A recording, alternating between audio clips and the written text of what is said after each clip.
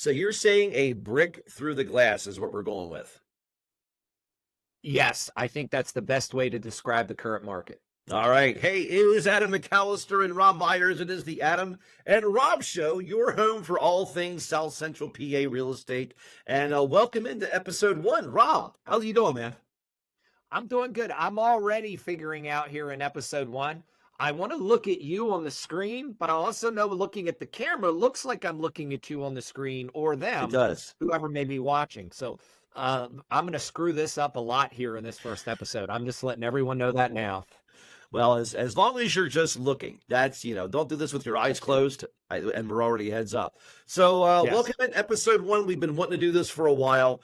We've attempted this in the past, and now, damn it, it's real. That is true. That is Yeah. true. So, all right. So we thought we would just keep it easy, keep it just straightforward for episode 1. And that is the question that we keep getting asked day in, day out. Rob, what is going on with the current real estate market? What pray tell, is happening in the current world of real estate as it pertains to our market here in South Central PA? Hold on. This will make it look more intellectual and make it look like I really know. So go ahead, ask that question again. Oh, okay. Hang on. I'm going to go for the same look. Mr. Myers, if you could please tell me, what is the current state of the real estate market here in South Central PA, if you don't mind elaborating? Well, I'm glad you asked. As you can see right here on my tablet, I have all the stats and the data. And right now, the current market is it's in the realm of crazy ex-girlfriend or boyfriend, depending on what you're into. That's true. You're just saying crazy X overall. Crazy X, yes. This market right now is absolutely in crazy town. So when you say crazy X, can you elaborate? Like, we've heard it's been a seller's market for the last several years. Then it felt like for a moment, for just a hot second, it was a buyer's market. And now we're back to a seller's market. So can you elaborate further on that crazy X? Yeah, so right now in the current market, what you're going to find if you're a buyer out there is just when you think multiple offers have gone away, they come back. Just when you think going 10, 20,000 over list price has gone away, it's come back. Just when you think that waiving inspections, giving up the kidney and the favorite animal to get the win is gone, it's back. So that's what we mean right now when we say the crazy X market. And I don't know about you, but I know I'm also seeing it per home. Like each property can be a little bit different. It's like that home that you're like, oh, that's going to be gone in a day and a half. For some reason, that one's hanging around a couple of weeks. And the one you're going, oh, yeah, we're golden on this one. That's the one you're competing with 12 other offers on. You're like, who else wants this damn thing? Right. Yeah. Yeah. It does kind of have a little bit of a feel of there's no rhyme or reason, because I would agree. You see some properties, you go, well, this one's going to go quick. It doesn't. And then other ones you go, okay, this will be here. Nope, it's gone already. And so, yeah, 100%. There's definitely just I don't even know what the words I want to put into it. Kind of like talking about a crazy X. You just don't know quite how you want to describe it because you just don't want your car keyed one more time. Very true. So how are you preparing your clients for the crazy X's? Well, I had a client the other day actually ask me, it's one of the first houses I showed him, and he actually said to me, what do you think of the price? And I kind of had to laugh, and I said to him, I said, well, here's the deal. I don't think any of these houses are worth what they're selling for. Period. I don't. The question is, do you want to buy a house? Because if you want to buy a house, then you got to be willing to stroke the check. That is the market we're in right now. It really is. And I think it's one of the biggest things people are like, oh, well, the previous owner, they paid this for it. And at the end of the day, that doesn't mean anything. If you want the house, you've got to be ready to, get your hands dirty and not be afraid to get too bloody out there. Yeah, and then that's very true. Paying attention to what someone else paid for it when they bought it right now, you're just causing yourself unnecessary stress. Is really what's going on. Very true. So, at what price points are you seeing the biggest amount of competition? What are you seeing? I mean, I'm asking you. We're both seeing it, but I'm trying to set you up to make you look pretty here. What? So, Well, where are the well, I biggest already areas look of pretty. You're competition? just making me sound good. That's all. That's Yeah. all. Yes. So what are our biggest competitive price points where things are the craziest? Again, I don't even know that there's a price point. I know up in the Mechanicsburg market, there was a property, $600,000, ended up with multiple offers, ended up going well over list price. There are properties in the $200,000 range. So it really just is, if it hits the location and there is a group of people there, these properties are seeing multiple offers. So I don't really know that there's a price point. Yeah, I mean, generalize when it comes to pricing. The averages right now in York County, are 260,000. Adams Mhm. County, approaching 260 to 280. So really anything under 300,000 is super, super competitive because that's where the bulk of the people are. Right. It's the thing that sucks is, you and I remember, 10, 15 years ago when the average price point of homes in York County was 160, 170,000, if not a Mhm. little bit underneath that. And you have some first time home buyers that are trying to find homes around 150 and there just isn't anything there. So there's a Right. complete lack of inventory. Yeah, no, I would agree. But on the flip side, what are you seeing when you're out there with buyers, the price points and things like that? Are you seeing the same thing? Yeah, I mean, I'm seeing, those homes that are in those bread and butter price points. I'm just, Yeah.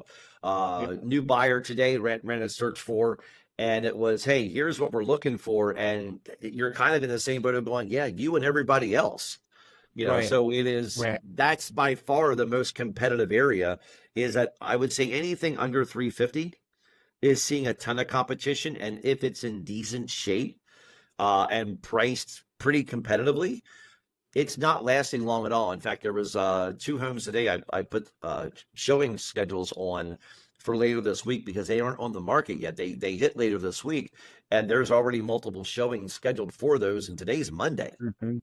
so Right. there's definitely a lot of Right. activity. And I would even say we're also seeing something we didn't used to see, and that is even the homes at the higher price point, that Yeah. are outside of the, South Central PA norms, even they're seeing competitive nature. So I Right. think the sweet time to buy, and this is kind of to continue the conversation, is it time to kill the myth in real estate that spring is the time you need to be out? And really, if you want to beat the competition, you should have been out in wintertime. Good luck. I don't know that you're going to break people of that myth, because it is just that. Like you said, it is a myth. The market is always moving. Properties are always coming on and going off the market. I think the reason you might have a hard time with the myth is because I think people like the idea of warmer weather, selling their house, getting into their new house by summer, so they get all summer long to kind of enjoy the new home. So I think you're always going to have that attraction to the spring market being more attractive. But right now, in this bare knuckle fight that the market is, I think you need to be willing to look all the time. Don't Yeah. stop looking. So, What is it? What's a common mistake you're seeing folks make right now? um, I don't want to say it's a mistake. I think people coming into the market having unrealistic expectations, but I think we have that in any market. And you'll know what I mean by this. It's just the sense that sometimes a buyer has to have the market beat them up a little bit to get them to come to the realization that it's not the market they think it is.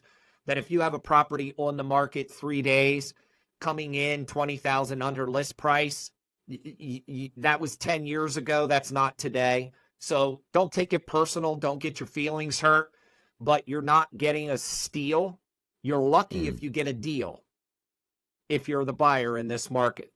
And right. that's just the reality of what it is. It is, you're paying retail plus you're tipping the staff. Right. So And if you're just paying retail and you get out without having to tip, That was the deal. Correct. Yeah. Correct. Yep. If you can get inspections accepted in your Yes. deal, that's a deal, because there are a lot of deals where inspections are getting waived, or and I'm always going to be a believer in getting inspections. I don't think they're 100% foolproof, but I do believe that is a must when purchasing a home. Yeah. So with buyers looking at a very, very competitive market and going, man, when are things going to go our way? What are some of the things buyers can do to help themselves right now in a very competitive market where they're still having to offer what they're having to offer, still having to make the concessions that many are having to make? What are still some of those things that a buyer can do to put themselves in the best position possible? I would say, which is always in any market, is talk to a lender and get a pre-approval, being ready to go. Don't let yourself get hung up on interest rate. There are some buyers who rates are at 6 and they're like, well, they might come down lower. And that, here is the reality. The chances of rates going back down to 3 and 2% again are probably slim to none. There's probably a pretty good chance we're never going to see that again in our lifetime. So the things to consider are doing a 2-1 buy down. Wait. Now you're throwing math in. What the hell is a 2-1 buy down? Is that Where, where that's where you get two? No, wait. And then there's and that involves yeah. that's a Groupon. That's a Groupon in Vegas, and we can't talk about that as our wives was saying. So let me say it a different way. What you're looking at doing is finding the house you're going to love, being able to manage the payment that it currently has, with the ability to refi it if and when rates go lower. So I had a conversation with the client who's actually was considering a rent to own because they wanted the house, but they wanted to wait for the rates to come down a little bit before they locked in. And I had a long conversation with them last night about the amount of money you're going to spend in the next 2 to 3 years to rent to own. You would have been better off buying down the rate. You'd have been better off doing a 2-1 buy down, which is where the rate comes down for the first. The rate comes down. I totally drew a blank. You get the rate down initially out of the gate, and then a year later it's down, and then you go to the normal rate. What the hopes behind that are, over the next 2 years, rates come down lower and you can refi. You can pay points on the front end to get the rate from 6 to maybe 5 3/4, 5.5, depending how many points you want to pay. And a point is usually 1%. And or some lenders are even offering where that client can come back in the next several years and refi if rates do drop below a certain number. So there are a lot of options there for you to secure the home now and then deal with the rates, because if you'd asked any of us 2 years ago, would rates be what they are today, I think everybody would have told you no. Like when they almost hit 8%, we're like, wait, we went from one extreme to the other, because apparently in this country, that's what we like to do now. We like to operate on the fringes. There are those of us who enjoy the middle. The middle is nice. The water's fine. But there's no money to be made in the middle. You got to make your money on the fringes. That's the people who buy the bumper stickers and the flags and the shirts. That is very, very true. That is very true. You can't market the middle. There's no money to be made. You sell the T-shirts, the swags, the flags on the fringes. Yep. That's where you make your real money. The merchandising. Spaceballs, a flamethrower. So what we really should do is come out with sneakers. We're going to come out with our own sneakers. That's and they're going to be $10 million a pair, and everybody needs to have some sneakers. So that's right. For $1,000 down, you can commit to buying the MMT. That's the McAllister Myers team sneaker, brought to you by Puma. Puma. I don't know that we could get Puma. Maybe Lotto. Do they still make Lotto sneakers? I don't know if they do. We're gonna have to take a trip to Games and see what discount sneakers we can find. The big thing for buyers is this: get a pre-approval, don't get yourself hung up on rate. And I'm not saying rate isn't important. It is. But there are ways to get that rate down. There are ways to get the home you want now and have some protection pieces in place to do a refi in the next couple of years if these rates come down. Because what you could run the risk on doing is playing the rate game while the prices of these houses keep going up. So even if you do see a 0.5% savings in the interest rate, but the price goes up another 20 or 30 grand or more, what did you wait for? Right. So it's just kind of looking at this not on a micro, but kind of looking at it from that 6,000-foot view and going, what protections can I put in place to protect me and my family over the next couple of years while this market figures out what it wants to do? I'm a firm believer that our market is no longer, when it comes to real estate, a free market. It is a bubble after a bubble after a bubble market. Well, and the biggest issue we've had now for going on the better part of, well, definitely the last 4 years, but if we're being realistic, going back to 2018, is when we started seeing inventory levels really tighten throughout our region. And Well, they've never recovered. They've never recovered in the last 6 years.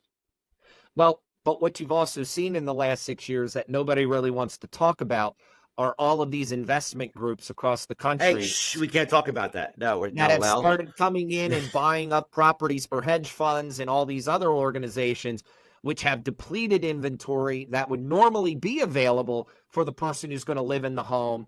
But now that is like the new stock market thing. That's the new cryptocurrency. That's the whatever.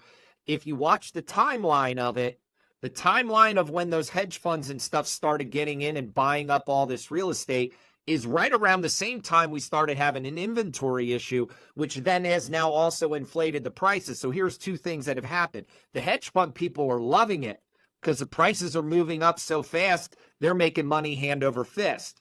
But the average consumer, the average person out there has not seen a pay increase to offset the increases that we're seeing with everything else. But Correct. Nobody wants to talk about that. No, we're not going to talk about that. Okay, we won't discuss it. Does No, that make we me won't. sound anti-capitalist if I say that the hedge funds are making all this money and they shouldn't be able to make all that kind of money? So what you're saying is you want government to control purchasing from certain companies, which sounds a little, what's the S word? Well, here's what I'm saying. I am saying that I will support capitalism 3.5. Capitalism 3.5. We moved past version 1 a long time ago. I'm thinking we might be on 3.5. And at this point, who cares? What does capitalism level for version 3.5 look like?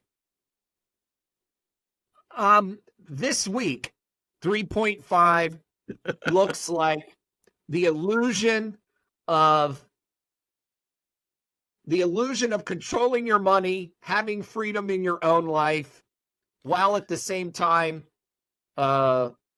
being okay with the government giving you a check to supplement the things you need. But we're not going to use the S word. No, Tony. No. No. The reason is because there's people on the fringes that are going to be watching our show.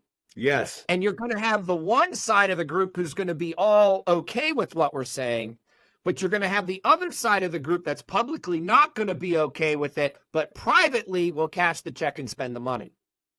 Well, how else does that boat get bought?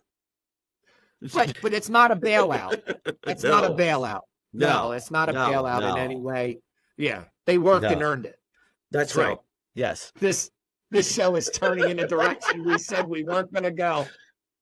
But it has. It has. No, but on it, to circle back on a serious note, part of the problem that I believe we do have is hedge funds and everybody getting into the buying of the houses stuff. It's creating a problem because the average consumer doesn't have that kind of buying. I mean, think of it this way, Adam.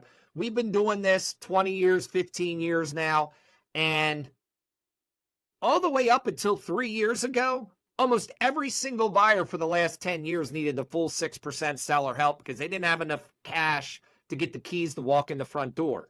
Oh But all yeah. of a sudden, in the last 3 years, seller help has become a term that those who've gotten into the industry in the last 2 to 3 years have no idea what seller help is and how it even works. But it was the norm for Oh 10 yeah. years. Look, I was the pre-COVID, I was the king of seller help. I don't care whether they needed it or not. Damn near every deal I wrote, we were getting Get it. 6% seller help, and I got it.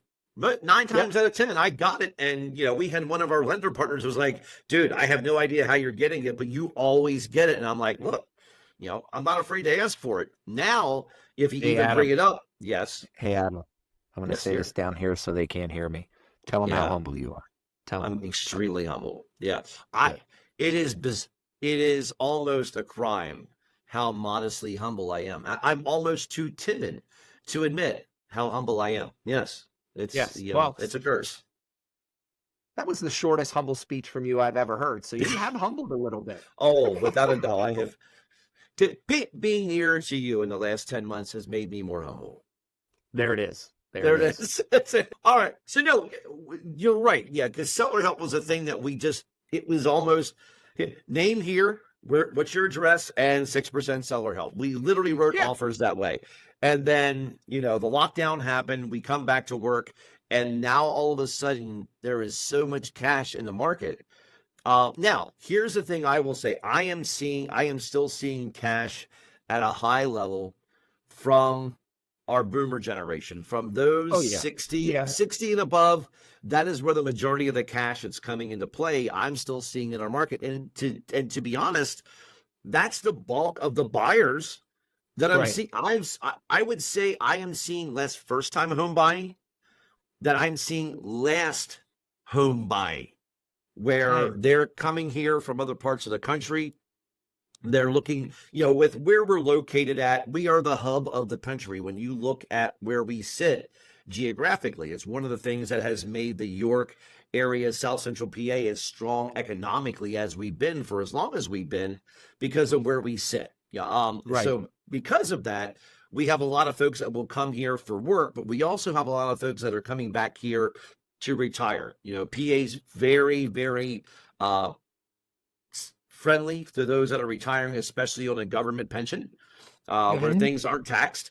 And there are plenty of things around our area that are like, hey, it's kind of temperate climate. You get all 4 seasons, but it's not super, super crazy. So we have a lot of folks that are moving back here from other parts of the country that are coming here cash heavy. In addition to that, we also have folks that are going, wait a minute, we're realizing how much activity is happening within our region, that you have all these mom and pop investors that are also springing up. And let's face it, not so much the hedge funds, but we also have a ton of investors that have, like you said, it's become the new cryptocurrency. It's like, oh, we're all getting into real estate investing. And yes, tried and true method for growing wealth is buying real estate, which is why we're in this business. But at the same time, you only have so many properties available for all the investor and wannabe investors that are in our area, which continues to create the inventory problem that we have. Yeah, and when I'm saying hedge funds, I don't know that we so much are seeing that activity in our area, but real estate is a ripple in a pond effect.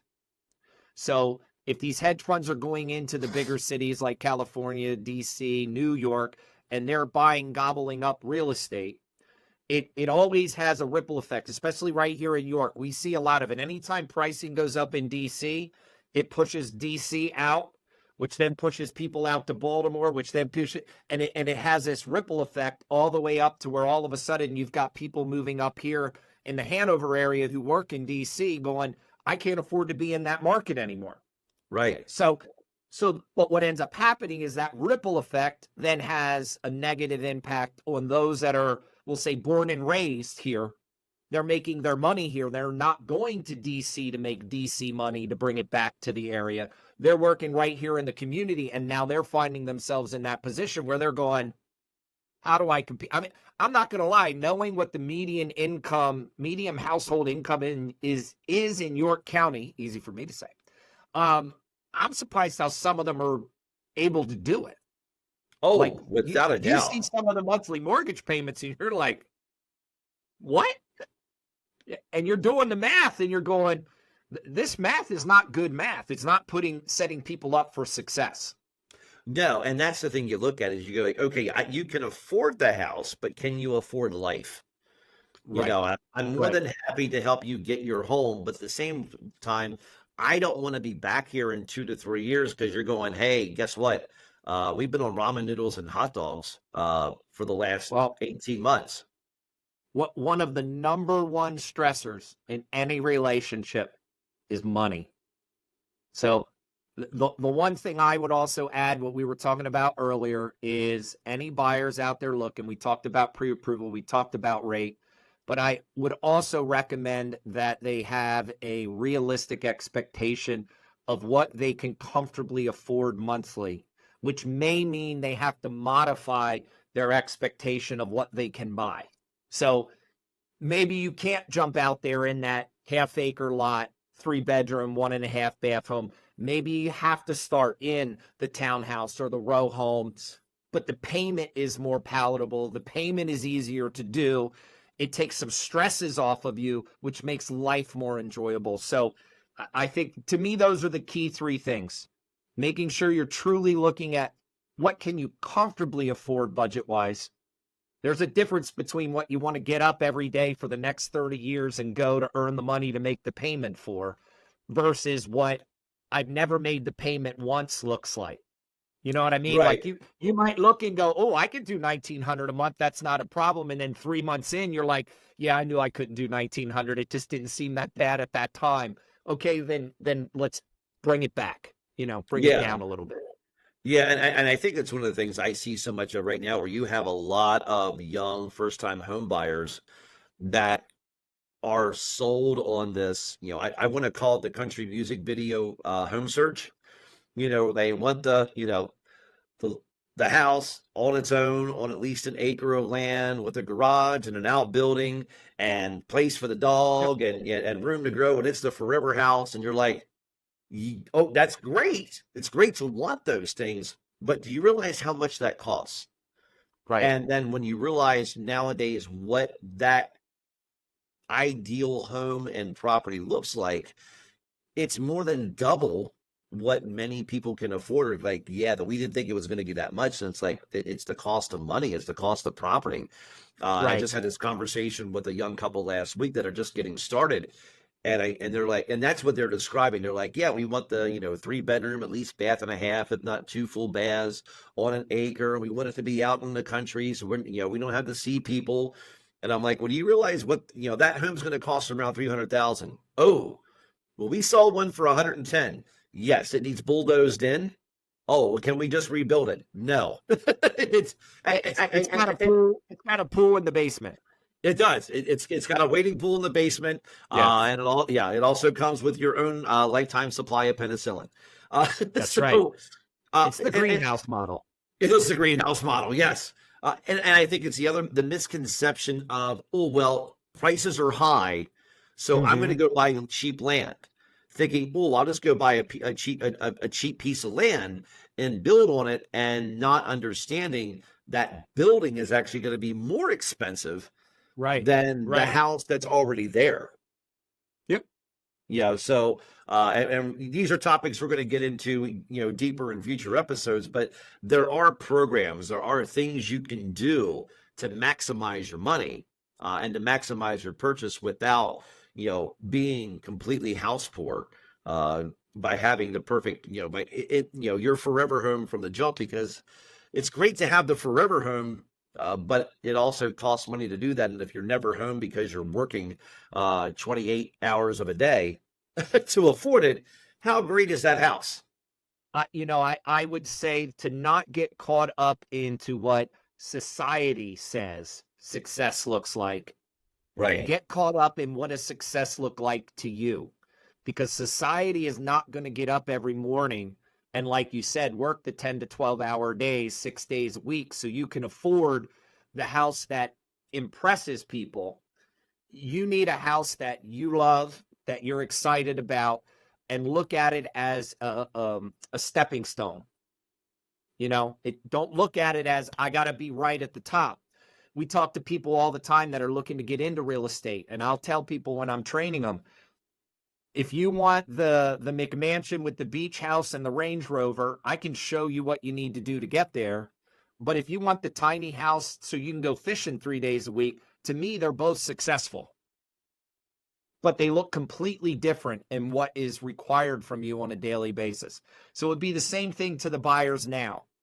If you want that house that impresses other people, understand the expectations that are going to be put on you to have to get up every day to make that happen. For me, it's I want people to get a home. I want them to be happy, but I also want them to be happy in their relationship. I want them to be happy with the house. And we all know money usually is the first thing that causes problems. And we just don't want to see people be put in a bad way. And that's why when you buy a house from Rob Myers, you also get included with the purchase of your home, Rob Myers' Book of Love. 16 chapters to bring your relationship closer every single day and treat her the way only Rob Myers can treat her, bringing you years and years of happy relationship bliss. See what happens when you ad-lib? It went sideways on you.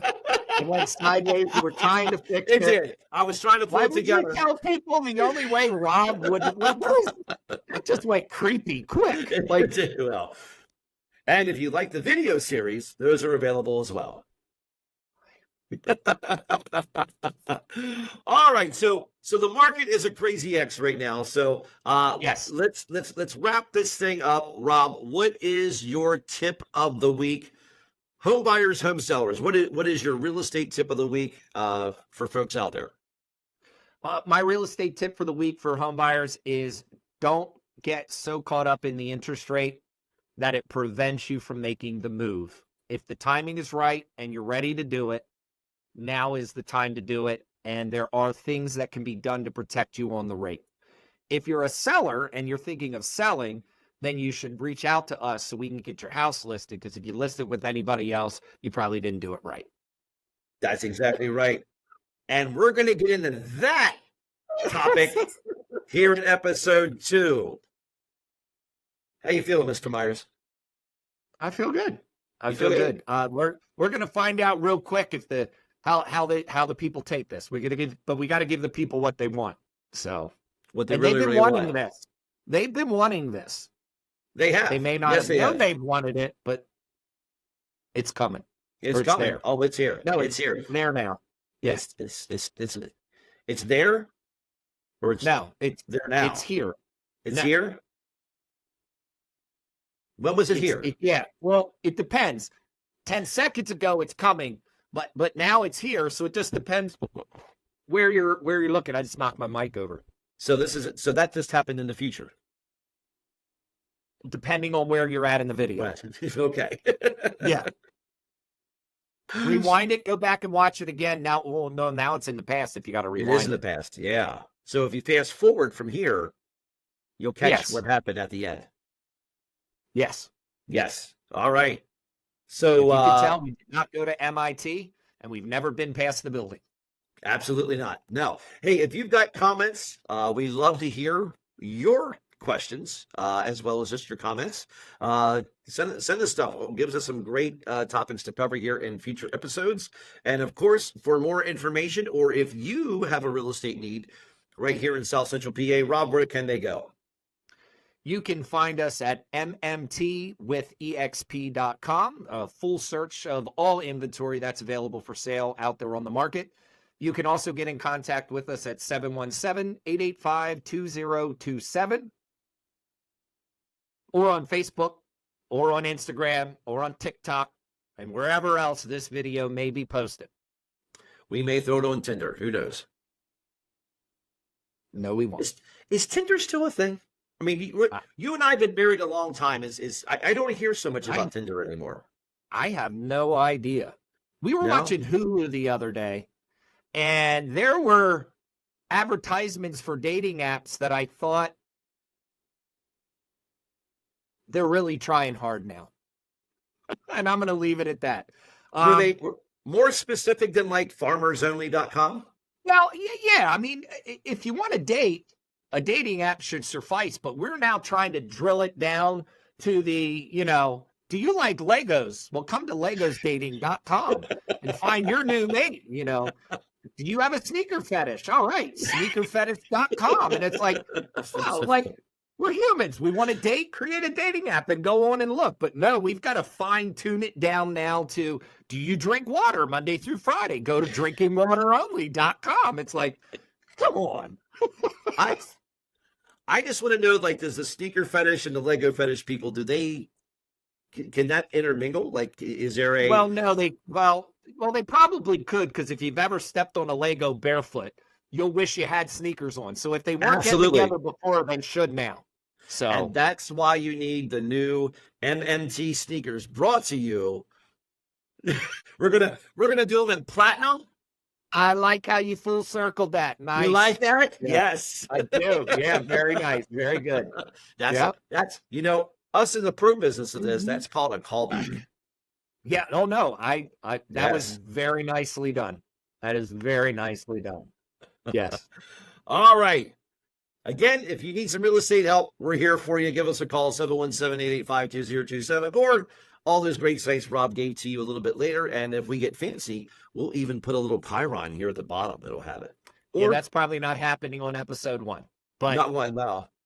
By episode, it'll be on there and everyone will know where to go. Yeah, the one where we bring back the Emperor, even though he's been dead twice. We'll bring him back a third time. But that's okay. That's how we always planned it. That's exactly right, with the third Death Star. Yes. Yes. That's it. Yes. And if we run out of ideas, we'll just redo this whole show and just slightly change the scenery. Exactly. Yes. But we promise to never insert Jar Jar Binks. Never. Never. All right, man. Thank you for listening to episode 1. We look forward to seeing you back here same time next week. Rob. Yes. Thank you, brother. Yes, sir. All right. We shall see you guys next time. All right, guys. See you soon.